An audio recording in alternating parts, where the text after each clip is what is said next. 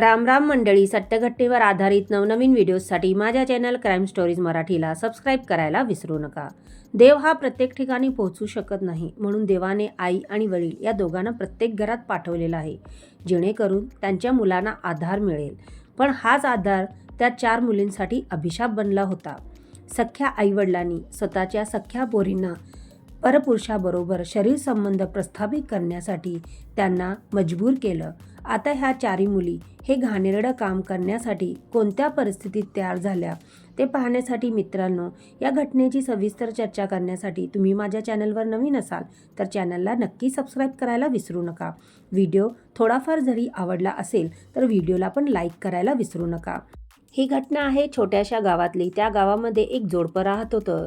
त्याचं नाव समीर आणि सुधा असे होतं. या दोघांची परिस्थिती खूप हालाखीची होती. त्यांच्याकडे अजिबात पैसा नव्हता. तरीही दोघांची इच्छा होती की त्यांना मुलगा व्हावा. मुलग्याच्या आशा ठेवून त्यांनी मुलाला जन्म न देता मुलग्याच्या आशेपोटी त्यांनी एकापाठोपाठ एक अशा 4 पोरी जन्माला घातल्या. समीरला मुलगा हवा होता, म्हणून तो सुधाशी नेहमी भांडत करत असे. समीर तसा चांगला कमवत नव्हता. त्याचबरोबर घरात पैसे नसायचे, खाण्यापिण्याचे हाल होते. इतकी परिस्थिती दयनीय होती, तरी त्याला जिद्द होतं की मुलगा पाहिजे. या मुलग्याच्या आशेपोटी जन्माला आली मुली. आता समीर सुद्धामध्ये नेहमी भांडणं होत होती. दोघांच्या भांडणांमध्ये सुद्धा आता खूप कंटाळा आलेला होता, म्हणून त्याचे बाजूच्या एका व्यक्तीबरोबर प्रेम झाले. तो सुधाची खूप काळजी करत होता, तर सुधाला वाटलं हा माझं आयुष्य सुधरेल, त्यामुळे ती त्याच्याबरोबर पळून गेली. त्या व्यक्तीबरोबर सुद्धा घर सोडून निघून गेली. आता घरची पूर्ण जबाबदारी, त्या 4ही मुलींची जबाबदारी समीरवर आलेली होती. समीर पण हा जबाबदारीला कंटाळलेला होता, म्हणून तो आता या चौघींकडे दुर्लक्ष करत होता. त्याला वाटत होतं की माझी बायकोसुद्धा जर ह्यांच्यातून आपला हात सोडू शकते, तर मी कशाला या चौघींना सांभाळू. म्हणून समीरने दूरच्या गावात त्याचा एक मित्र राहत होता. त्या मित्राचं नाव होतं अशोक. अशोककडे ह्या चौघींना सोडून दिलं आणि स्वतः दुसऱ्या बाईशी लग्न करून स्वतःचा संसार चांगला सुरळीत त्याचं चालू होतं. आता एकीकडे आईने स्वतःचा संसार मांडला, दुसरीकडे वडिलांनी आपला संसार मांडला. आता ह्या पोरी 4घीजणी एकट्या पडलेल्या होत्या आणि त्या आपल्या वडिलांच्या मित्राकडे म्हणजे अशोककडे राहत होत्या. अशोकची नजर चांगली नव्हती. तो पण दारू प्यायचा, जास्त काम करायचा नव्हता. तो पण आपल्या मित्रासारखाच होता. तो आता या मुलींकडे वाईट नजरेनं बघत होता.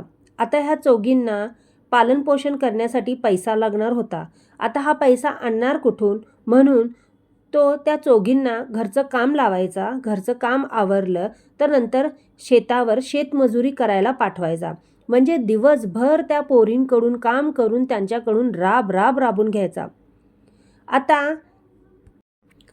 आता अशोकचं मन त्याच्या मित्राच्या मोठ्या मुलगीवर आलेलं होतं. तिचं नाव होतं राधा.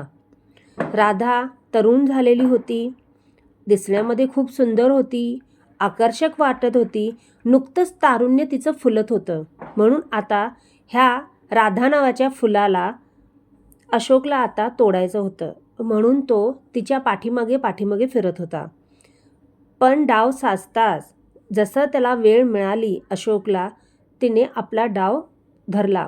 राधा रात्री एकटी होती. तिच्या रूममध्ये गेला आणि तिच्याशी जबरदस्ती करू लागला. राधाने भरपूरदा नकार दिला, पण तो ऐकण्याच्या मनस्थितीत नव्हता. राधावर त्याने जबरदस्ती केली आणि नको ते कृत्य त्याच्याबरोबर केला. राधा रडत बसली. रात्र निघून गेली. दुसऱ्या दिवशी तिने काकूंना सांगितले, म्हणजे अशोकच्या पत्नीला सुमाला म्हटले की रात्री अशोक काकांनी माझ्याबरोबर हे केलेलं आहे. त्यावर सुमा म्हटली, माझ्या नवऱ्याची काही चूक नाही, तूच गेली असणार माझ्या नवऱ्याकडं, मुकाट्यानं कामाला लाग आणि जसं चालते चालू दे. त्यावर राधा आता हताश झाली. तिला वाटलं आता आपला न्याय करणारा कोणीही नाही आहे. राधाचा मनसोक्त मजा अशोकने घेतला. जेव्हा अशोकची इच्छा व्हायची तो राधाकडे जायचा, त्याच्या शरीराचा छळ करायचा, नको ते कृत्य करायचा. असे भरपूर दिवस निघून गेले. आता अशोकचं राधावरचं मन पूर्ण झालेलं होतं, म्हणून त्यानं राधाचं लग्न लावण्याचा निर्णय घेतला आणि एका 65 वर्षाच्या व्यक्ती व्यक्ती न म्हणता म्हातारा म्हणायला पाहिजे, त्याच्याबरोबर लग्न लावून दिलं.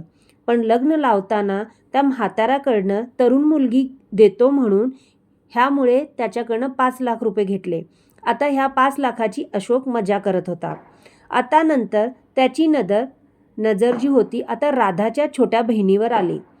राधा जरी लग्न करून गेलेली होती तरी तिला आपल्या बहिणीची काळजी होत होती आणि तिला सुद्धा वाटत होतं की माझ्या वडिलांचा जो मित्र अशोक आहे तो आता माझ्या छोट्या बहिणीला सुद्धा त्रास देईल, तिच्याबरोबर पण नको ते कृत्य करेल. जसा राधाचा विचार होता तसंच झालं. अशोकने राधाच्या छोट्या बहिणीबरोबर सुद्धा संबंध प्रस्थापित केले. आता हे सगळं सहन करणं खूपच म्हणजे कठीण झालेलं होतं, पण नाईलाज होता. जोपर्यंत एखादा मार्ग मिळत नाही तोपर्यंत आता काहीही करता येत नाही असं राधाला वाटत होतं. राधाचा नवरा म्हातारा होता, तो सुद्धा दारू प्यायचा, नको ते त्रास द्यायचा, पण आता तिकडे पण बहिणींना घेऊन येणं कठीण होतं.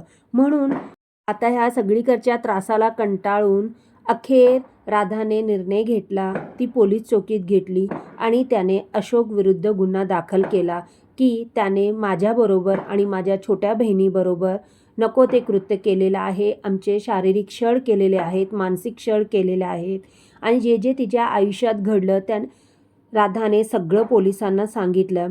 पोलिसांनी राधाच्या म्हणण्यानुसार अशोकला अटक केली. सुरुवातीला अशोक काहीही बोलत नव्हता.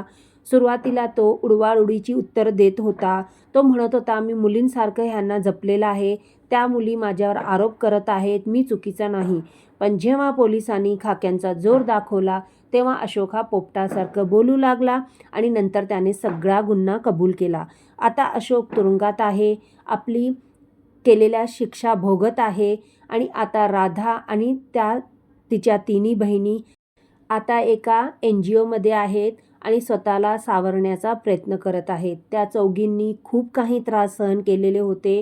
त्यांचे आई वडील जिवंत असताना सुद्धा त्या पोरींना हे दिवस बघायला मिळालेले होते. आई वडील असताना अनाथ पोरांच्या पलीकडे ह्या मुलींचे हाल झालेले होते. या घटनेवरून मित्रांनो तुम्हाला काय वाटतं? जर आपले सख्खे आईवडील अशा प्रकारे शत्रूसारखे वागतील तर मुलींना न्याय मागायचा तर कुणाकडून? फक्त मुलग्याची आशा ठेवून मुलींना जन्म दिला, हे कितपत योग्य आहे? म्हणजे आताच्या जगात मुलगी होणे, स्त्री होणे हा एक मोठा गुन्हा झालेला आहे.